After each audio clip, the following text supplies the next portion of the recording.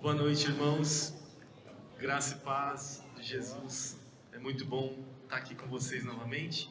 Aqueles que nos acompanham também em casa, né?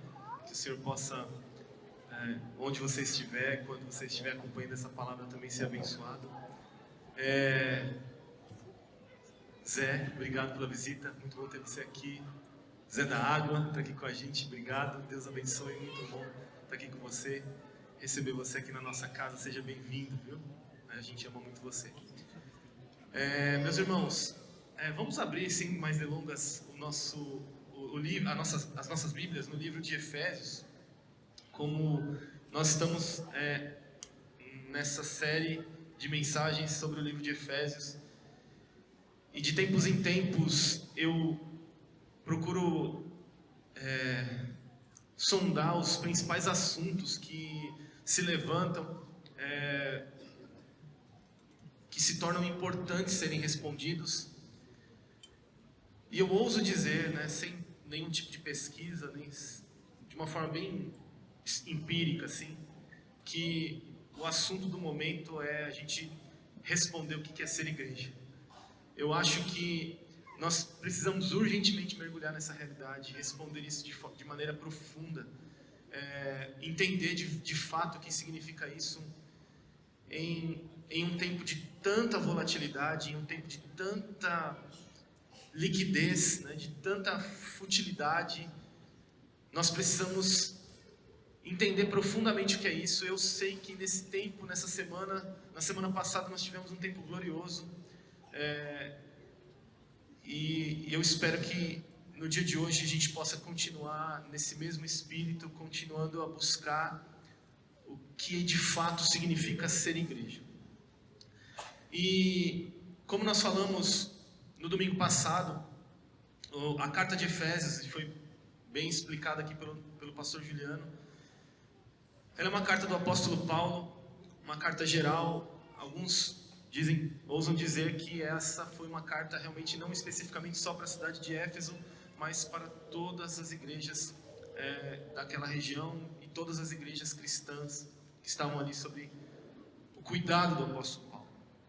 E é muito profundo perceber a origem de toda essa exposição, a humildade do apóstolo Paulo e mais do que isso, a importância da consistência do evangelho que ele apresenta nos primeiros trechos, nos versículos até o versículo 22 do capítulo 1. É como uma exposição consistente do que é o evangelho e a sua aplicação prática na nossa realidade. Eu, irmãos, tenho uma angústia interior, tá? Eu vou compartilhando aqui com vocês algumas delas. Mas uma angústia interior que eu tenho é a dificuldade que a gente tem em lidar com a aplicação de uma realidade. A gente, geralmente, eu falei isso na conexão essa semana, falei isso na nossa home church em Santo André. E é uma angústia para mim quando a gente tem que lidar com assuntos espirituais e a gente espiritualiza absolutamente tudo. A gente abstrai muitas coisas, sendo que o apóstolo Paulo está querendo informar para a gente algo que é mais real do que a nossa própria realidade. É algo que faz com que a nossa realidade seja palpável e real. Está antes da nossa realidade. É como aquela música, que diz que és mais real que o chão que eu piso, és mais real que o ar que eu respiro, és mais real que essa realidade que me circula. E a gente sempre, quando tem um problema, a gente geralmente joga para o espiritual, sendo que o Senhor está tentando trazer a gente para um lugar de realidade, de vivermos, encarnarmos as profundezas do Evangelho, daquilo que Ele fez, meus irmãos. Não é daquilo que nós podemos fazer, não é daquilo que fizemos, não é sobre o que nós plantamos, mas é sobre o que Ele fez. E como o apóstolo Paulo inicia esse assunto, ele convida a igreja a bendizer a Deus. É quase que como uma oração. A carta de Efésios, meus irmãos, em muitos capítulos, em muitos trechos, é quase que como uma oração do apóstolo Paulo. Ele convida para ele começar a falar sobre essa realidade tão profunda, tão importante, tão essencial. Ele chama as pessoas a adorar, a bendizer o Deus do nosso Senhor, Pai do nosso Senhor Jesus Cristo. E você percebe que isso indica uma coisa muito importante para nós aqui, que eu gostaria muito que você guardasse no seu coração, é que ser igreja não começa em nós, mas no Deus que nos abençoou com todas as bênçãos em Cristo Jesus, por meio do seu Espírito. Ou seja, ser igreja não significa fazer coisas, ser igreja não significa fazer eventos, ser igreja não significa realizar muitas coisas, mas ser igreja significa de fato ser essa realidade, possuir essa realidade, compreender essa realidade do Deus que nos abençoou com todas as suas bênçãos por meio de Cristo Jesus nas regiões celestiais. Portanto, ser igreja começa naquilo que Deus realizou antes de tudo por meio da vida, da morte e da ressurreição de Jesus. Em Cristo, Ele nos redimiu pelo seu sangue. Em Cristo, Ele colocou todas as coisas debaixo do seu senhorio. A partir dessa realidade do senhorio de Cristo, Ele nos adota como filhos. E Ele nos deu a herança do universo criado. E nos selou com seu Espírito da promessa. Meus irmãos, eu acho que só de nós falarmos essas realidades, nós já poderíamos sairmos daqui cheios dessa realidade de Cristo Jesus. Uma vez eu ganhei um curso de coach, e eu fui fazer, eu tenho muita dificuldade com esse tipo de coisa, né?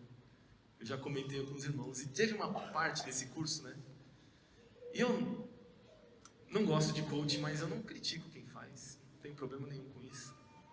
Mas chegou uma hora que a pessoa tinha que ficar num lugar assim, ela tinha que dizer assim: eu mereço, eu faço, eu aconteço, eu sou bom. Gente, me deu uma tremedeira nesse momento. Eu fiquei desconcertado, eu estava no meio de muitas pessoas e eu dizia assim: Senhor, como é que eu vou dizer uma coisa que não é verdade? E aí eu fiquei: Senhor, o que eu vou falar para não desapontar a pessoa? Eu sou extremamente fleumático, assim, né? Preocupado com o que as pessoas vão pensar e tudo mais. Eu fico tentando articular algumas questões para não incomodar as pessoas e não deixar elas sem graça. E aí o Senhor me deu uma estratégia, eu virei de costas. Foi muito engraçado.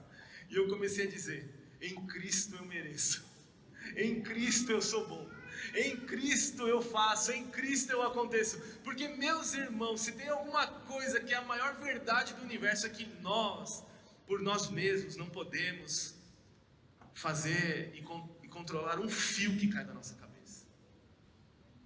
Eu acho que essa é a verdade mais gritante que existe no universo, que nós não podemos controlar um segundo do nosso tempo sem saber o que vai acontecer. Nós achamos que temos o controle, nós achamos que temos domínio sobre as coisas, até quando o Senhor nos submete a uma circunstância em que nós não podemos fazer absolutamente nada, como uma mulher grávida sangrando, perdendo o bebê.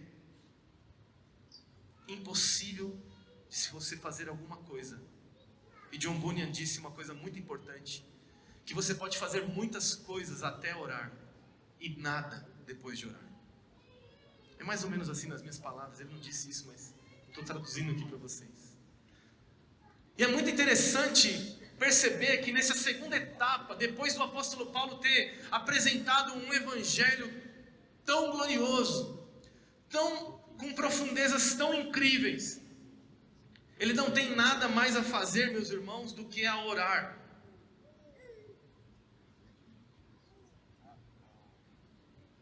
A igreja não precisa de mais nada, ela já tem tudo. Ela tem Cristo, e Cristo é tudo que a igreja precisa. Nós já temos. Nós não precisamos fazer coisas para sermos aceitos. E, meus irmãos, eu sofri muito bullying na escola. Essa semana eu conversei com um casal sobre esse assunto. Eu sofri muito bullying. Eu não sei se você sofreu, mas eu sofri muito. Eu era baixinho e gordinho. Então meu apelido era Batatinha. muitos anos da minha vida, eu fiz coisas para ser aceito em grupos. Porque eu acho que as pessoas iam gostar de eu fazer tal coisa, ou de eu me parecer de certa forma. E é basicamente isso, meus irmãos, que a igreja tem, para o lugar onde a igreja tem caminhado, ela tem feito coisas para se parecer cool, legal, tipo, interessante. Para ser aceita por alguém, ou por um grupo, ou pelo quê, não sei, mas a gente muitas vezes busca isso, eu fiz isso muitas vezes, até o Senhor Jesus me encontrar e eu descobri que eu não precisava fazer absolutamente nada para ser aceito, eu já tinha sido aceito. E tudo que eu fizesse depois dessa realidade, não era porque eu precisava ser aceito, era porque eu fui aceito. Não era porque eu precisava ser amado, era porque eu tinha sido amado já. Não era porque eu tinha que ter sucesso, não, era porque o sucesso já tinha sido dado a mim. E eu acho que essa, meus irmãos, é a angústia do apóstolo Paulo nesse tempo, em revelar isso aos irmãos e à igreja, e principalmente nessa carta que nós vamos ver. E na segunda parte, que é o que nós vamos estudar agora, o apóstolo Paulo quase está dizendo assim, olha, o foco de vocês é esse aqui. Não se esqueçam disso aqui. Porque se vocês se esquecerem disso aqui, vocês se esqueceram do Evangelho de Cristo. Se vocês se esquecerem disso aqui, tudo que vocês fizerem será outro Evangelho. Se vocês se esquecerem disso aqui, se vocês não passarem por esse processo aqui, tudo que vocês realizarem será mera sombra, mera poeira, mera fumaça daquilo que Cristo, daquilo que Deus realizou por meio de Cristo através do seu Espírito Santo. E por isso nós somos chamados a ser. Por isso o convite é um convite à identidade. O convite é um convite à percepção de uma realidade que é comunitária. Que não é individual. Eu falei pausado para chamar a sua atenção. Porque durante toda a explicação do apóstolo Paulo no trecho anterior, a Trindade é revelada de forma escrachada. O Deus Pai do Senhor Jesus por meio do Espírito. O Deus Pai do Senhor Jesus por meio do Espírito. Portanto, a origem de Deus é plural. Deus não se constitui um ser individual. E essa é a grande loucura de todo esse processo. Portanto, a igreja não nasce de um indivíduo, ela nasce de uma família. A igreja não nasce de uma pessoa, ela nasce de um grupo de pessoas que estão juntas por causa de algo maior do que elas mesmas, desempenhando cada uma a sua função de servir e amar uns aos outros para a glória de Deus Pai e para a manifestação do amor de Cristo a todo aquele que não crê. E isso é glorioso, meus irmãos. Portanto, depende muito, preste muita atenção nisso, eu estou tentando correr. São muitas informações, eu não me sinto nem digno de falar isso com os irmãos. De tão profundo que são essas informações aqui. Portanto, depende muito a nossa vida como igreja, a sua vida como família, como pessoa que tem uma função na sociedade, na sua família, no seu trabalho, aonde você está. Depende muito o ponto de vista, a perspectiva que você enxerga as coisas, que nós enxergamos as coisas. Desculpa, eu usei o pronome errado para essa série. Essa série não tem o pronome você, desculpe. Essa série só tem o pronome nós. Porque em todo o texto você não vê o apóstolo Paulo dizendo, porque você precisa ver, porque você precisa fazer, porque você vai ter sucesso. Ele diz: para nos abençoar, para nos redimir, para nos levar. E essa é a realidade mais linda que a igreja pode vivenciar. Todo mundo conhece a história do vendedor de chinelos lá no Tibete, né? Mandaram 2 vendedores lá de chinelos e o primeiro vendedor disse assim: gente, chegou lá no Tibete, todo mundo descalço. Ele falou: cara, esquece, o planejamento vai cair, porque, cara, ninguém usa chinelo aqui e não vai dar certo. E o outro falou, ligou para a empresa e falou: mano, começa a produzir chinelo, porque aqui nós vamos vender até não querer mais. Ninguém usa chinelo aqui. Percebeu a diferença? Quando você encontra um copo pela metade, você pode dizer: nossa, que copo meio vazio. Ou você pode: nossa, ele está meio cheio. É uma questão de por onde ou com qual perspectiva você está olhando aquela questão. E o apóstolo Paulo está conduzindo a nossa perspectiva aqui nesse segundo trecho. Por exemplo, se você gosta de banoffee, quem gosta de banoffee? Delícia, né? E a torta da Nanica? Ó, fazendo merchan sem ganhar nada. Merchan. Uma delícia, né? Teve aqui ontem o Overbicho, tinha Nanica aí. Imagina que você ganhou uma tortona da Nanica, assim, gigantesca. Uma delícia, de banoffee. Aí você deixa lá na sua geladeira e vai embora, vai estudar, vai trabalhar. Quando você chega, 1/4 da sua torta tá, tipo assim, desapareceu. Você pode enxergar de 2 formas. Você pode falar: quem foi miserável, né? Filisteu incircunciso, né? Como a gente fala assim, para não falar palavrão, né? Crente não fala palavrão. Quem foi o incircunciso, o filisteu, que eu só tenho 3/4 da minha torta para comer. Eu tinha planos aqui para distribuir aqui, enfim. Ou você pode abrir a geladeira e dizer assim: ufa, eu ainda tenho 3/4 para comer e para fazer o que eu preciso.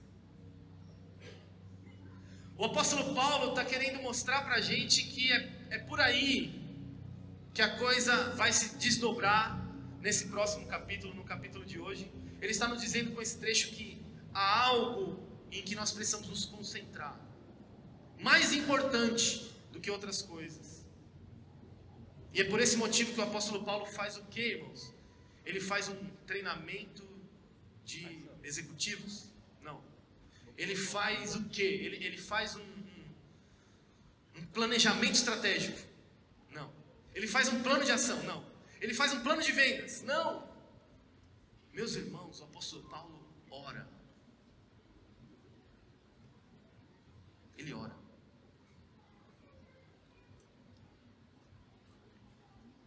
Depois de um tratado que ele escreveu no primeiro trecho do Evangelho, na sua maior profundidade, nós podemos até dizer que o Evangelho está todo naquela passagem ali de Paulo. Tudo que Jesus fez e o que realmente importa nas nossas vidas se resume no trecho anterior daquilo que ele disse. Talvez uma das maiores quedas da igreja nos nossos dias seja se distanciar dessa realidade e passar a defender outras coisas que não são importantes, ocupando o centro do nosso esforço, deixando de lado tudo que Deus realizou em Cristo nas regiões celestiais. A presença dessa trindade mencionada no trecho anterior é marcante. Assim como nesse trecho de hoje, ela também vai ser desdobrada. O apóstolo Paulo vai voltar a falar sobre essa realidade comunitária de Deus, mas por meio de uma oração. O que ele quer dizer com isso, meus irmãos? Que toda essa verdade que ele ensinou no trecho anterior não pode ser compreendida em um ambiente onde Deus não se manifesta. Toda essa realidade em que nós já temos em Cristo Jesus, que nós já somos em Cristo Jesus, nós fomos perdoados, fomos adotados, fomos redimidos, alcançamos bênçãos nas regiões, a bênção de Cristo na região celestial. Essa realidade não pode ser compreendida de maneira humana. Não há nada que eu e você possamos fazer, meus irmãos. Eu preciso te dizer essa verdade. Não há nada que nós possamos fazer para compreender isso. Por isso a atitude do apóstolo Paulo é orar. Porque é na oração, ele encontra essa realidade onde há uma percepção da nossa comunhão com Deus, da nossa relação com Deus. E o apóstolo Paulo podia orar por muitas coisas, meus irmãos. Ele podia orar dizendo: uau, que templo magnífico que os efésios construíram. Uau, que banda extraordinária que eles formaram. Uau! A moda agora é falar uau na pregação, né? Uau! Que igreja magnífica. Não, ele diz, e nós vamos ler assim pausadamente: por isso também eu tenho ouvido a respeito da fé que vocês têm no Senhor Jesus e do amor para com todos os santos.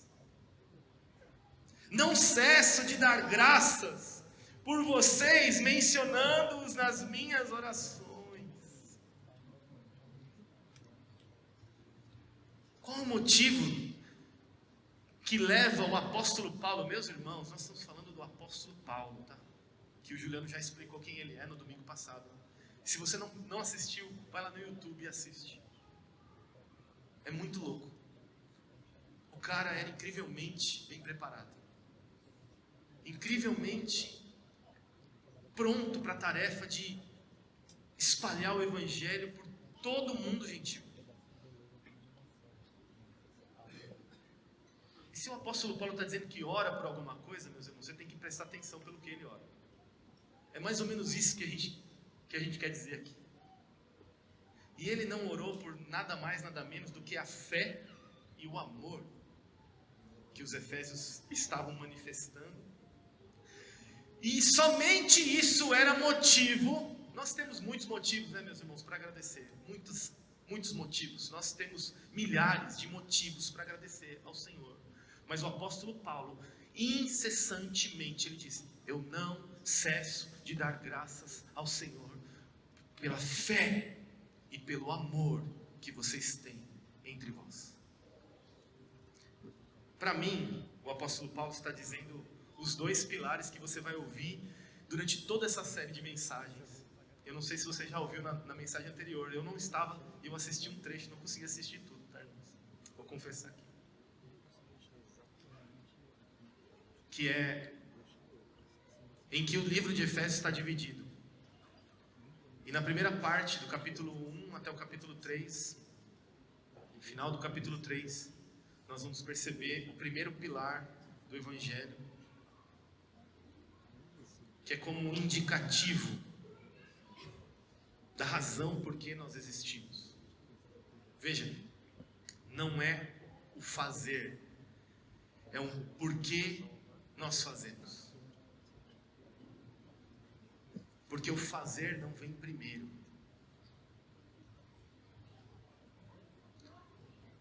A fé como um indicativo de que nós temos que ser. O que é fé, meus irmãos? Fé é certeza. Hebreus capítulo 1, versículo 1. Fé é a certeza, a convicção. Eu gosto da palavra fé, é conhecimento. Se eu soubesse salvar uma mulher grávida em processo de aborto, eu teria feito. Mas eu não sei. Eu não posso.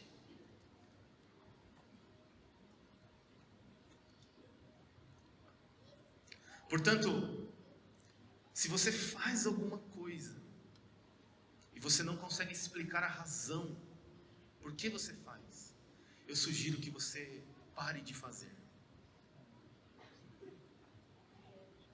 Pare. E volte os seus olhos, o seu entendimento e a sua experiência para o lugar correto. Coloque os seus olhos e o seu entendimento no lugar correto. Pare de fazer. E o segundo, que o apóstolo Paulo cita, inclusive o nosso livro lá do John Stott, que o Juliano indicou, que baseia toda essa série, ele diz que os melhores manuscritos não têm a palavra amor. Só tem em outros manuscritos.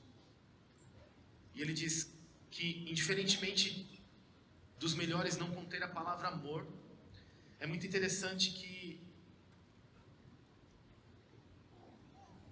se você tirasse a palavra amor desse texto, ficaria assim: por isso também eu, tendo ouvido a respeito da fé que vocês têm no Senhor Jesus Cristo, para com todos os santos.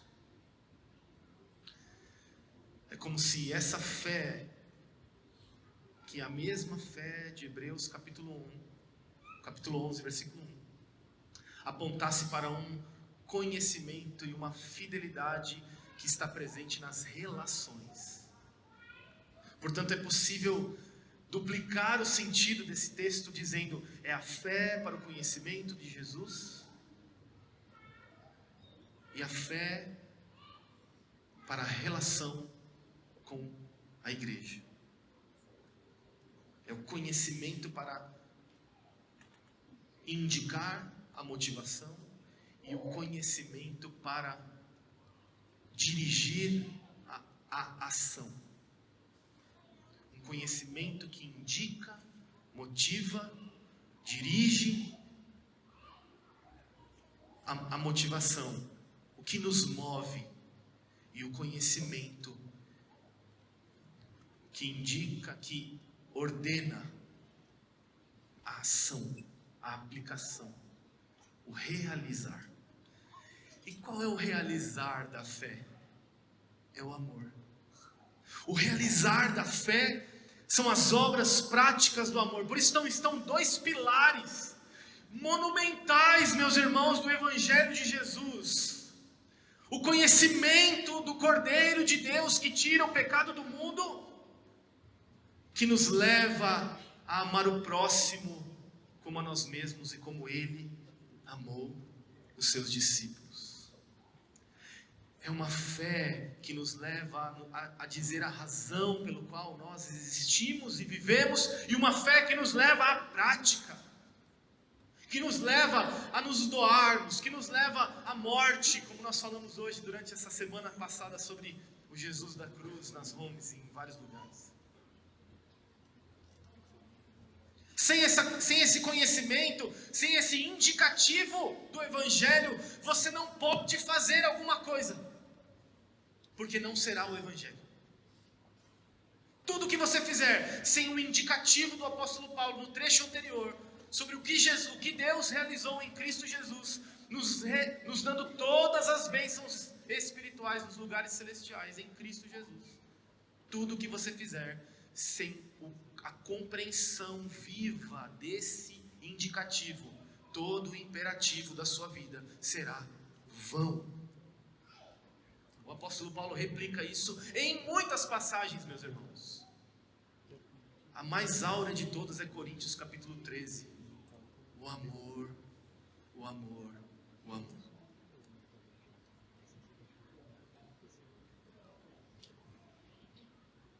Paulo faz uma oração. Isso motiva Paulo a orar incessantemente. Ele não ora incessantemente por dinheiro. Ele não ora incessantemente por templos. Ele não ora incessantemente por... Ele ora incessantemente dando graças a Deus pela fé no Senhor Jesus e pelo amor que os efésios tinham nos santos. É bem interessante que, por mais importante que seja, compreendermos a realidade que nos foi exposta, quando se trata da doutrina principal do Evangelho de Cristo, o apóstolo Paulo faça uma oração. Tem mais indicativos nisso. Isso indica também, dentre muitas coisas que nós falamos, que o entendimento dessa doutrina, como também dessa realidade que fomos inseridos em Jesus, só podem ser assimiladas por meio do Espírito Santo. É por isso que ele ora. Compreender apenas com o nosso intelecto não é suficiente para preparar você para morrer pelo seu próximo. Compreender apenas que Jesus nos abençoou nas regiões celestiais, uau, e eu sei muito sobre isso, eu sei o grego, eu sei o hebraico, eu sei o aramaico, eu sei o holandês. O holandês é difícil. O alemão. Compreender tudo isso não adianta, se isso não for uma assimilação profunda na sua alma, gerada pelo Espírito Santo de Deus. É por isso que a oração aqui é a segunda, que na verdade já é a primeira ação de Paulo, quando ele diz assim: bendirei, bendito seja o Deus. Ele já está orando, porque nós não estamos falando de algo que é algo compreendido apenas com os nossos intelectos. Tem uma frase de Calvino que é muito interessante, ele diz: a doutrina não é um assunto da linguagem, mas da vida. Não pode ser aprendida apenas pelo intelecto e pela memória, como outros ramos da aprendizagem, mas é recebida apenas quando domina toda a alma e encontra sua habitação no mais íntimo do nosso coração.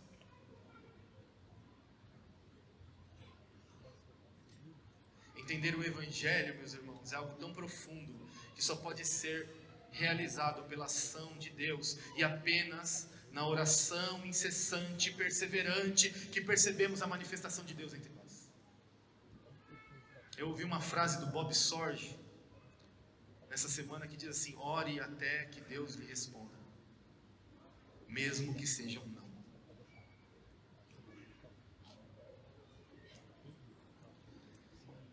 Orar aqui, meus irmãos, é central para a igreja. O que nos move e como nós oramos revela o Deus que a igreja acredita.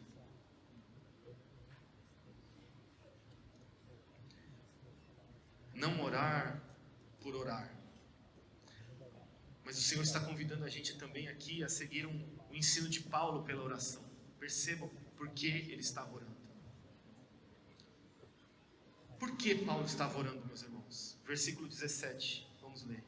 Peço ao Deus de nosso Senhor Jesus Cristo, o Pai da glória, aqui poderia ser traduzido como o glorioso Deus, que conceda a vocês, preste atenção, espírito de sabedoria e de revelação. No quê? No que você vai ganhar no final do mês? Nas vendas que você vai fazer? No negócio que você vai fechar? Não. No pleno conhecimento dele. Vou ler de novo. Peço ao Deus de nosso Senhor Jesus Cristo, a Trindade aqui, glorioso Deus, Pai da glória, que conceda a vocês espírito de sabedoria e revelação no pleno conhecimento dele. Essa oração de Paulo, meus irmãos, prestem muita atenção, é como uma bússola para nós, para que nós possamos viver à luz da realidade de que Deus já nos abençoou, Deus já nos entregou, Deus já realizou, antes que nós fôssemos formados no ventre da nossa mãe, Jeremias capítulo 1, versículo 5, antes que a terra fosse formada, como diz o próprio trecho de Efésios capítulo 1, versículo 3, antes da fundação do universo, Deus já havia manifestado o desejo de nos abençoar em todas as coisas em Cristo Jesus nas regiões celestiais. E nós sabemos o que é regiões celestiais. É todo o ambiente de Deus que nos cerca próximo de nós. Amém? Estão comigo? A oração do apóstolo Paulo, que revela a Trindade novamente, é para que nós percebamos a realidade da qual fomos inseridos. E para percebermos, os olhos do nosso coração precisam ser abertos para o conhecimento de Jesus. Se você não conhecer Jesus, você não entende a realidade da qual você foi inserido. No versículo 18, ele diz o porquê ou para que ele ora. E como esse espírito de revelação pode se manifestar. No versículo 18 ele diz: peço que ilumine os olhos do coração de vocês.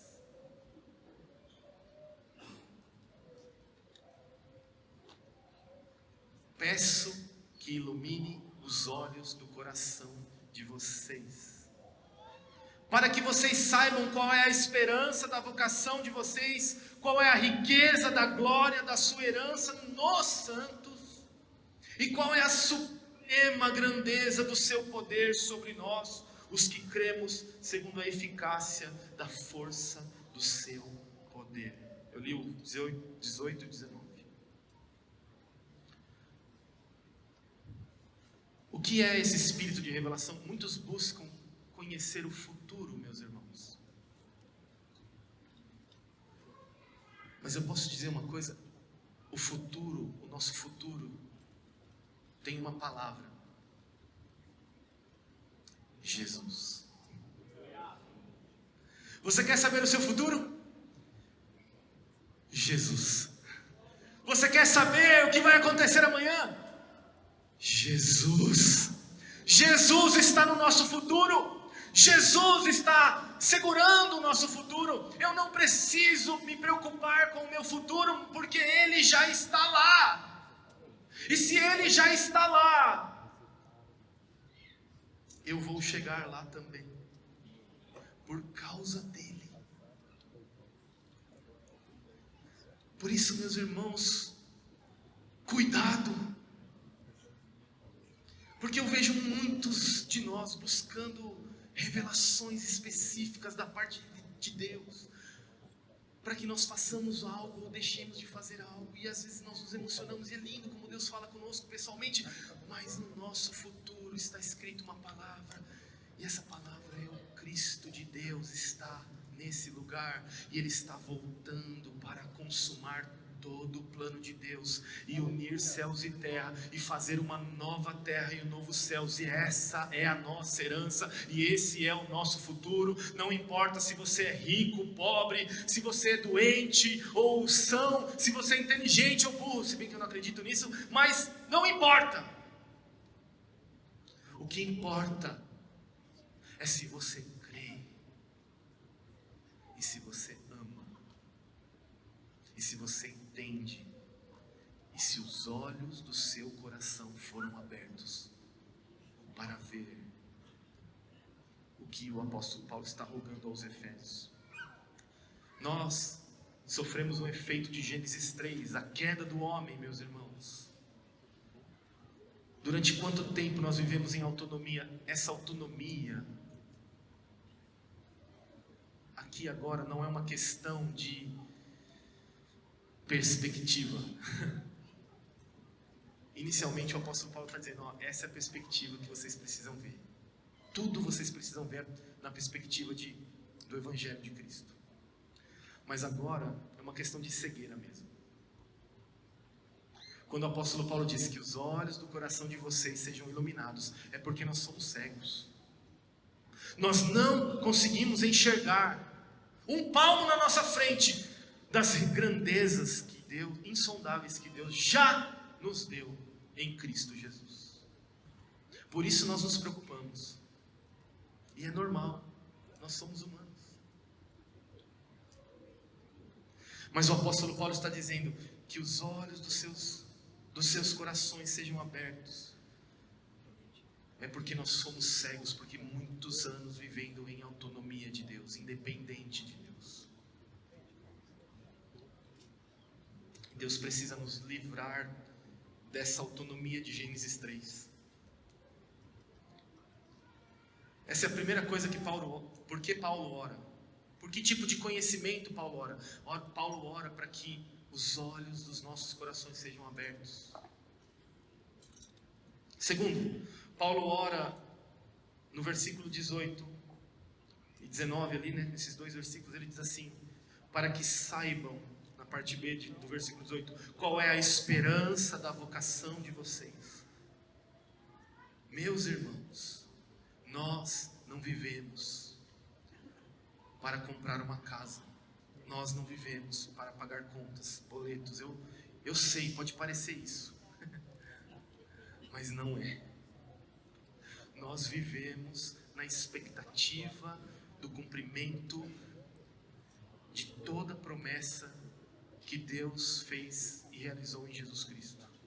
Nós vivemos com a expectativa de que o Senhor Jesus vai vir e consumar toda a obra do Evangelho de Deus. Nós vivemos olhando para essa expectativa, e essa é a maior queda da igreja. Ela está ocupada demais com as coisas que se podem ver e tocar, e não está ocupada com a esperança da nossa vocação. Nós fomos chamados para esperar o Cristo de Deus voltar entre as nuvens e consumar tudo que Ele prometeu. Quando você se perde, meus irmãos, quando nós nos esquecemos, quando nós nos perdemos desta realidade, nós estamos fadados a fazer um ativismo pobre e vão. Pode ser bonito, pode ser esteticamente instagramável, pode ser lindo, mas não tem um valor diante de Deus, nenhum valor, porque a única coisa que Deus valoriza é o que Ele fez em Cristo Jesus. Esquecer que a nossa herança é o que Cristo realizou, o mundo vindouro. Eu não preciso saber o futuro quando creio em Jesus. Eu já sei o futuro. Em nosso futuro, Jesus está ressurreto, inaugurando a unidade de céus e terra, como eu já disse. Eu adiantei aqui um pouco da mensagem. Mas eu não falei isso. É Deus habitando entre nós. Deus está vindo para morar comigo e com você.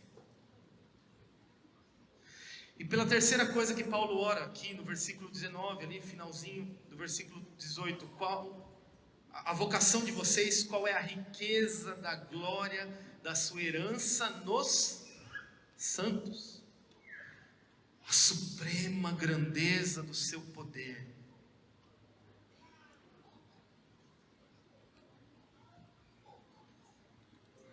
Olhos iluminados, esperança da vocação, herança santíssima, herança do mundo vindouro, do universo criado. Suprema grandeza do seu poder, que opera em você, Não, que opera em nós. É a suprema grandeza do seu poder que opera em nós. Paulo ora por esses 4 conhecimentos. Se você quer fazer uma oração como de Paulo, meus irmãos, todos os dias da sua vida, ore por isso. Ore para que os olhos do seu coração sejam iluminados por Deus. Ore para que você nunca se esqueça da esperança da sua vocação. Ore para que você não esqueça a herança que Deus lhe deu em Cristo Jesus. Ele já lhe deu, Ele não vai te dar, Ele já lhe deu. Ore para que a grandeza do seu poder, você conheça a grandeza do seu poder. É por isso que Paulo ora aos Efésios, para que nós possamos viver a realidade de todas as bênçãos em Cristo Jesus nas regiões celestiais. Nós precisamos ter os nossos olhos abertos para enxergar esse tipo de conhecimento, e não é um conhecimento comum. A palavra hebraica é mais completa para falar desse conhecimento aqui. Ela fala de 2 tipos de conhecimento, assim como fé e assim como amor. Ela fala de um conhecimento que é teórico, que é inteligível, mas de um conhecimento que é prático, que é palpável, que é tangível aos nossos irmãos. E que tipo de poder é esse? Embora não tomamos posse da nossa herança completa ainda, esse poder que reverteu o problema de Gênesis 3 habita presencialmente na igreja já. É como se fosse um teste na sorveteria, como diz o nosso professor Bernardo. É como se você fosse experimentar aquele sorvete bem gostoso italiano, gelato. Batio de latte. Eu estou só no merchan hoje. Mas eu não gosto do batio de latte, gente. Eu gosto do gelato grano. Vocês nem conhecem, né? Só tem Teresina e Fortaleza. Se for Fortaleza, vai no gelato grano. Muito melhor que o batio de latte. Aquele sorvete delicioso, você pega uma colherzinha assim, põe na boca assim. Pistácio. Que delícia. Só que tem um pote lá dentro, você não tem condição de abrir. O poder da ressurreição que está presente na igreja é a colherzinha do sorvete. Mas o sorvete já é uma realidade. Ele já está lá. Está aguardando para se manifestar completamente, mas em parte começa a se manifestar na igreja. O poder da ressurreição. Embora não tomemos posse totalmente, já é possível, segundo o apóstolo Paulo, que diz no versículo 20. Ele diz, ele exerceu esse poder em Cristo, ressuscitando dentre os mortos e fazendo sentar à sua direita nas regiões celestiais. Foi o Espírito de Deus que ressuscitou Jesus dos mortos, porque não havia condenação sobre ele. É o poder da justiça de Deus. O poder da ressurreição, da vida do nosso Senhor Jesus Cristo. E todo esse poder pertence a Jesus. Acima de todo, versículo 21, acima de todo principado, potestade, poder, domínio e de todo nome que se possa mencionar, não só no presente século, mas também no vindouro.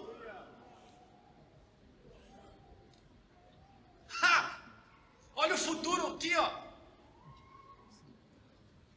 Você não precisa se preocupar. Apenas se você não crê. Apenas se os seus olhos não foram iluminados. Aí você precisa se preocupar.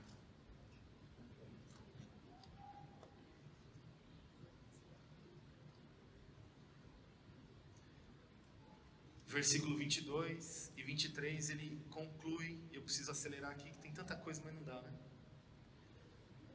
Não posso passar por essa mensagem sem citar o teólogo holandês Abraham Kuyper, né? Não posso citar. Muito provavelmente ele disse essa frase inspirada nesses versículos do apóstolo Paulo, que se repetem não só em Efésios, mas também em Colossenses, em Romanos, em outros lugares. É como uma doutrina, um evangelho que o apóstolo Paulo está ensinando à sua igreja. Não há 1 centímetro quadrado deste mundo do qual Cristo não possa dizer, é meu.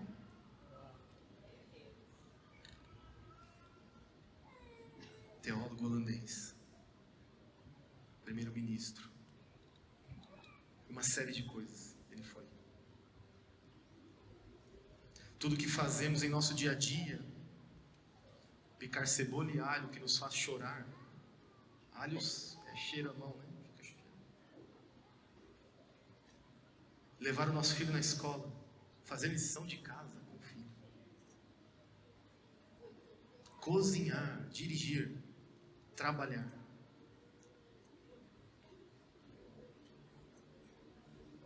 Revela que nós vivemos essa realidade? É uma pergunta.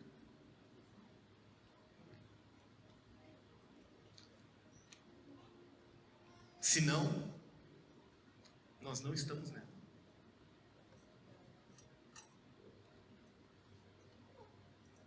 É isso que o apóstolo Paulo está nos ensinando. Ser igreja é muito mais do que compreender uma doutrina intelectualmente. Ser igreja é levar essa compreensão a um lugar de aplicação, a um lugar de prática, no lugar do amor. E no versículo 22, meus irmãos, é para fechar esse ensinamento. Ele diz: ele sujeitou todas as coisas debaixo dos pés de Cristo, e para ser o cabeça de todas as coisas, o deu a você. Não. E para ser o cabeça de todas as coisas, o deu à igreja.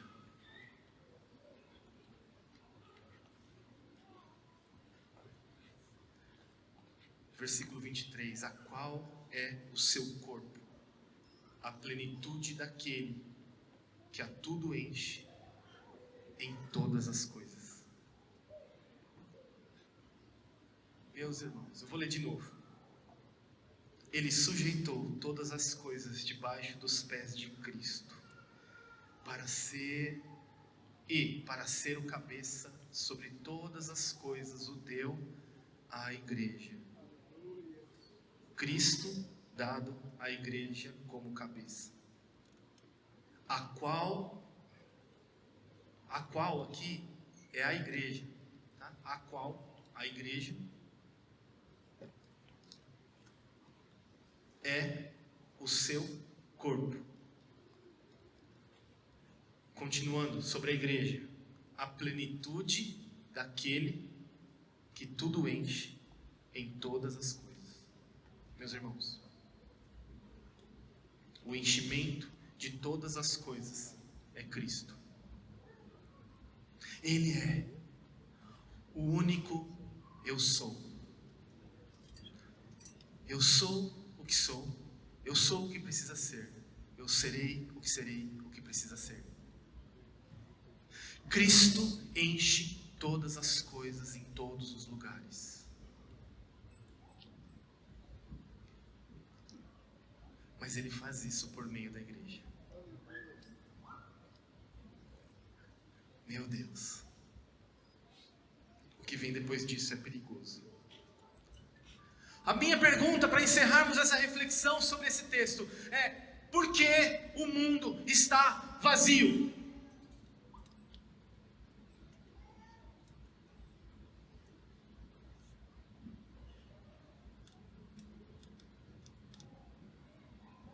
Porque a igreja, que é a plenitude de Cristo, aquele que enche todas as coisas, sobre o que todas as coisas no universo, nos céus e na terra, e debaixo da terra, estão sujeitas a esse nome, porque Deus o fez assim, na sua morte e ressurreição, o Cristo de Deus. E quando a gente fala o Cristo, o apóstolo Paulo está querendo dizer o Jesus ressurreto, o Cristo de Deus, aquele que concluiu a vontade do Pai, aquele que está sentado à destra de Deus Pai Todo-Poderoso.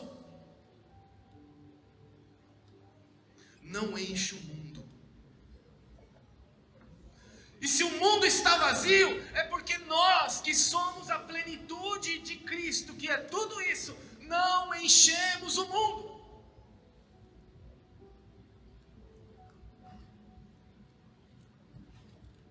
E na próxima vez, meus irmãos, que você comentar no seu coração: meu Deus, esse mundo está tão vazio, é quase que Deus gritando no seu ouvido. É você, junto com seu irmão, junto com a vida em comunidade que vocês têm, o jeito que vocês se relacionam, a nova sociedade que Deus está criando, em amor, em fé e conhecimento, que vão encher o mundo. Não é você sozinho, não é você isolado, não é você na sua casa orando, não, é você em comunidade, assim como Deus Pai, Deus Filho, Deus Espírito Santo são uma comunidade e impactaram o mundo criado. É você e eu. Somos nós, a plenitude de Cristo Jesus, aquele que enche todas as coisas em todos os lugares que precisamos encher o mundo. E se o mundo está vazio, meus irmãos, é porque a igreja não o está enchendo. Ela não representa o sabor pistacho delicioso do que é a herança do universo que está por vir. Se o mundo está vazio, é porque nós não entendemos essa mensagem. É porque nós talvez estamos fazendo coisas ativistas, realizando coisas, fazendo muitas coisas, e muitas agendas, e muitas coisas, e muitas programações, e a igreja precisa disso, precisa daquilo, e precisa daquilo outro. A gente precisa do evento X, do evento tal. Nossa, você viu aquela igreja como ela faz a comunicação? Olha só como que o plano estratégico deles é incrível. O mundo continua vazio, porque não entenderam o indicativo principal do Evangelho de Deus, de que nós já somos amados, de que nós já fomos adotados, de que nós já fomos redimidos. Nós usamos tudo isso para nós mesmos. A iluminação de toda essa realidade, o contexto que Cristo é revelado em seu conhecimento pleno, aquele que enche todas as coisas, é a realidade da comunidade da igreja. Não é você sozinho, nem eu sozinho, meus irmãos. Nós não fazemos absolutamente nada sozinhos, nem no banheiro. Muitas pessoas fizeram coisas antes de você ir no banheiro, para você pegar tudo legal. Nós precisamos entender essa realidade. O pronome da igreja não é eu, não é você. O pronome da igreja somos nós, em Cristo Jesus. Você quer conhecer isso? Você quer conhecer esse Jesus? Você quer encher o mundo? Então você precisa mudar a sua oração. Nós precisamos mudar a nossa oração. Nós precisamos orar pelo conhecimento de Cristo Jesus. Nós precisamos definitivamente colocar esta realidade do Evangelho antes do nosso fazer.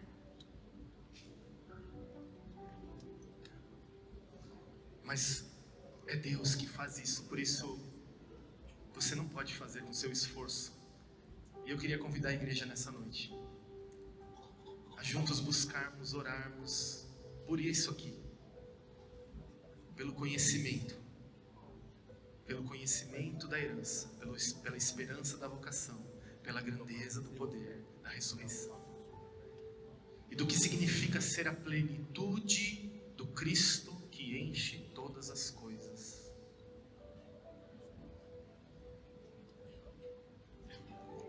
Tudo em todas as coisas. Veja que é uma redundância, né? Tudo em todas as coisas.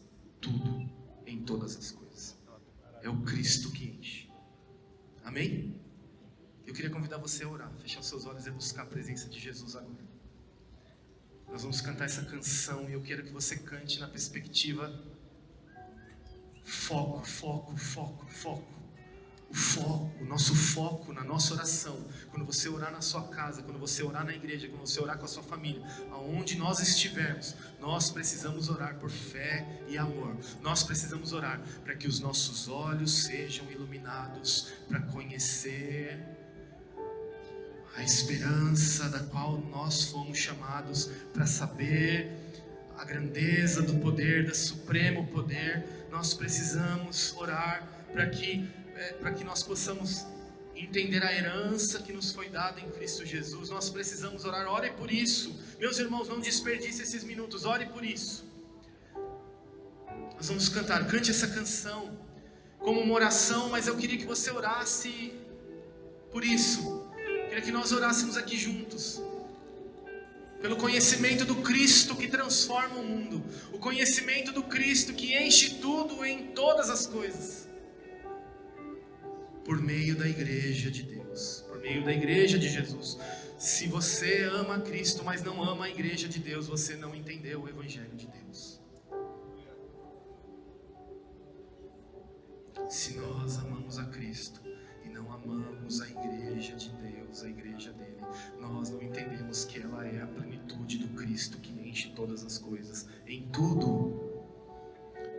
Comece a orar por conhecimento. Senhor, nós queremos te conhecer, nós queremos te ver, nós queremos te conhecer. Abra os olhos do nosso coração, nós queremos te enxergar nessa noite.